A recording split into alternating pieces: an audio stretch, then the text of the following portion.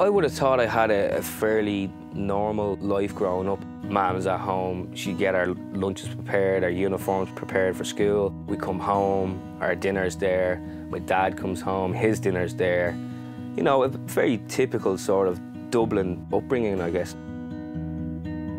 My brother started playing rugby when he was maybe 14, I think, and tried to get me involved in it.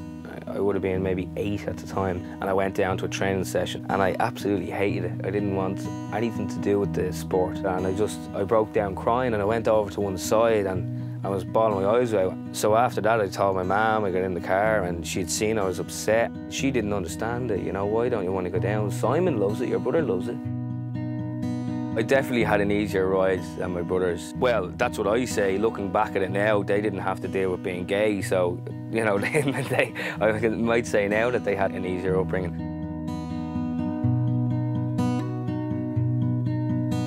About 2 years later, I think I was about 10, I went out and I went to training, and from then on I just absolutely loved it. I knew that this is the sport I want to do, this is the sport I'm good at, and this is the sport I enjoy. I was good pals with a guy across the road. I don't know, one of the days, like, we must have been talking about girls because we were saying who do you fancy. And I had said to him, if you were a girl, who would you go out with in our class? And I remember when he looked at me, he thought it was the strangest question. And he was like, Jesus, what do you mean? I don't know. And I said to him, well, you know, I'd go out with Dave. And that was it. There was nothing kind of said of it.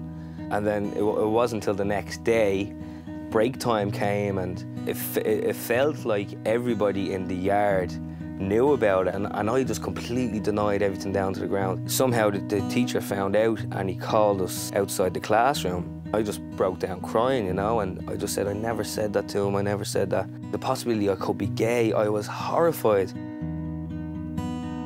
If you did anything feminine in any way, you were gay, you were queer, you were a faggot. Faggot would have been probably the most used term. If somebody called it to me, I'd definitely have a retaliation.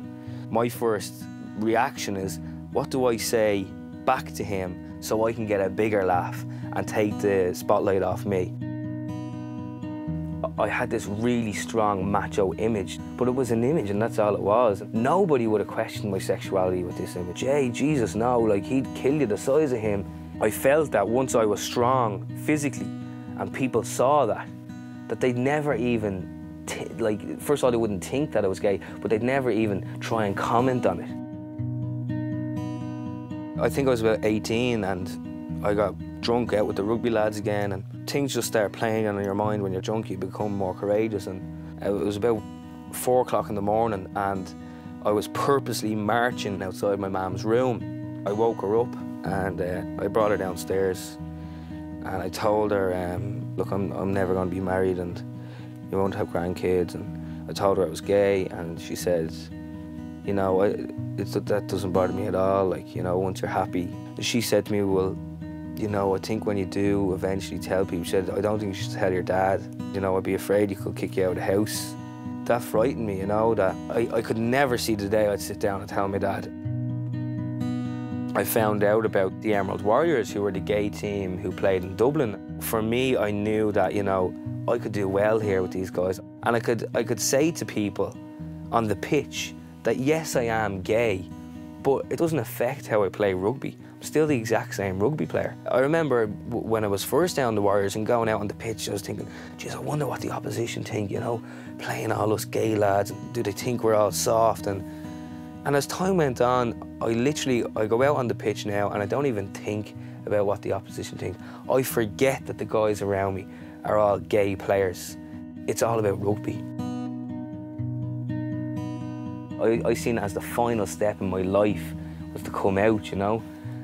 I remember my dad needed help with work, so I went down and I was working with him for a while, and he left me upstairs kind of cutting out these holes in the doors, and if the hole was meant to be in the bottom of the door, I put it in the top of the door. And I told him, and he went ballistic. I just broke down crying, you know. I was 21 years of age and my father was shouting at me and I just couldn't take it. You know, he looked at me and he said, Jay, like, I'm really sorry I'm too hard on you. Jesus, I've never heard him talk like that before, ever. And my brother, he said, maybe on your way home, ask him to pull in for a pint and tell him about it.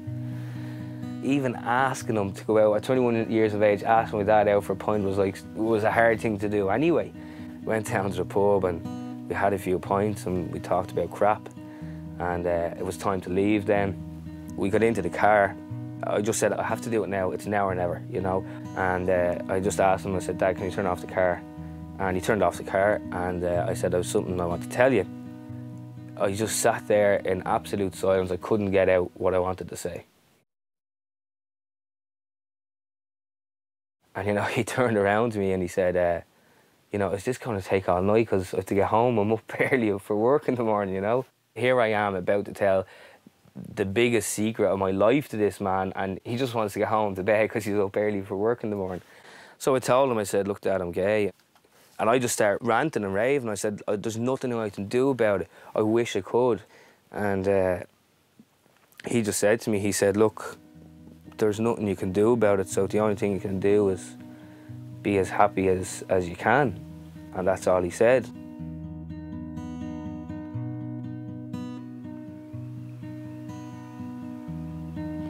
My name is Jay O'Callaghan. I play rugby and I'm gay.